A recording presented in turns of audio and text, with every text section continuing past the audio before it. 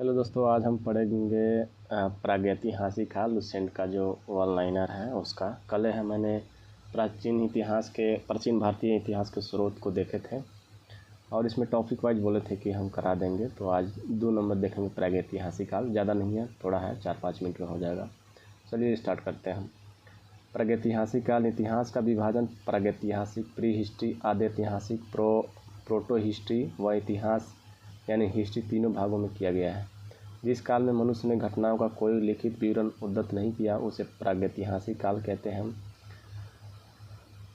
अब ये संस्कृति और बर्तन मलबा काला तथा लाल, बुर्ज होम धूसर, जोखे लाल, दक्षिण नवपाषाण चमकीला धूसर और पूर्वी नवपाषाण भूरा लाल। अदैतिहासिक काल उस काल को कहते हैं जिस काल में लेखन कला के प्रचलन के बाद उपलब्ध लेख पढ़े नहीं जा सके। मानव विकास के उस काल को इतिहास कहा जाता है जिसका विवरण लिखित रूप से उपलब्ध है। अब ये ज्ञानी मानव क्या होमो सैपियंस को प्रवेश इस धरती पर आज से लगभग 30 या 40 हजार वर्ष पूर्व हुआ। पूर्व पाषाण युग या पूरा पाषाण काल में मानव की जीविका का मुख्य आधार शिकार था। शिकार पूरा पाषाण काल में आदि मानव के मनोरंजन के भी साधन थे। आग का आविष्कार पूरा पाषाण काल में, एक पहिए का नवपाषाण काल में हुआ। मनुष्य में अस्थायी निवास की प्रवृत्ति नवपाषाण काल में हुई तथा उसने सबसे पहले कुत्ते को पालतू बनाया। मनुष्य ने सर्वप्रथम तांबा धातु का प्रयोग किया तथा उसके द्वारा बनाया जाने वाला प्रथम औजार कुल्हाड़ी प्राप्ति स्थल अतिरकम था। कृषि का आविष्कार नवपाषाण काल में हुआ। प्रागैतिहासिक अनुत्पादन स्थल मेहरगढ़ पश्चिम बलूचिस्तान में अवस्थित है। कृषि के लिए अपनाई गई सबसे प्राचीन फसल गेहूँ पहली फसल एवं जौ थी, लेकिन मानव द्वारा सर्वप्रथम प्रयुक्त अनाज चावल था। कृषि का प्रथम उदाहरण मेहरगढ़ से प्राप्त हुआ। कोल्डिवा का संबंध चावल के प्राचीनतम साक्ष्य से है। अब ये भारत के पूर्व प्रस्तर युग के अधिकांश औजार स्फटिक पत्थर के बने थे। रबर्ट ब्रूस फुट पहले व्यक्ति थे जिन्होंने 1863 में भारत के पूरा पाषाणकालीन औजारों की खोज की। पलवारम नामक स्थान पर प्रथम भारतीय पूरा पाषाण कलाकृति की खोज हुई थी। भारत में मध्य पाषाण काल के विषय में जानकारी सर्वप्रथम 1867 ईस्वी में हुई, जब C.L. क्लाइडल ने बिंद क्षेत्र में लघु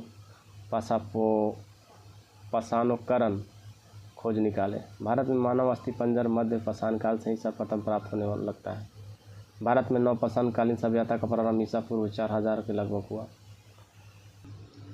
भारत का सबसे प्राचीन नगर मोहनजोदाड़ो था, सिंधु भाषा में, जिसका अर्थ होता है मृतकों का टीला। असम का श्वेतभ्रू गिबन भारत में पाए जाने वाला एकमात्र मानव कपि है।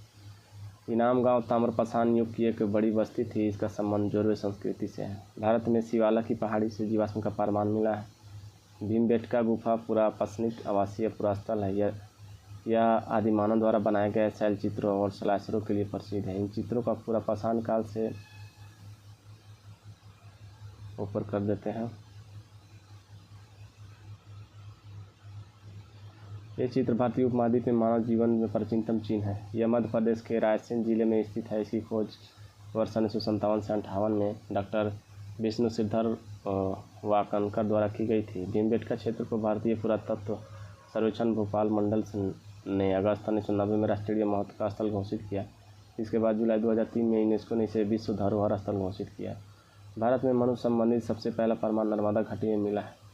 नोट: भारतीय नागरिक सेवा के अधिकारी रिजले प्रथम व्यक्ति थे जिन्होंने प्रथम बार वैज्ञानिक आधार पर भारत की जनसंख्या का प्रजातीय विभेदीकरण किया।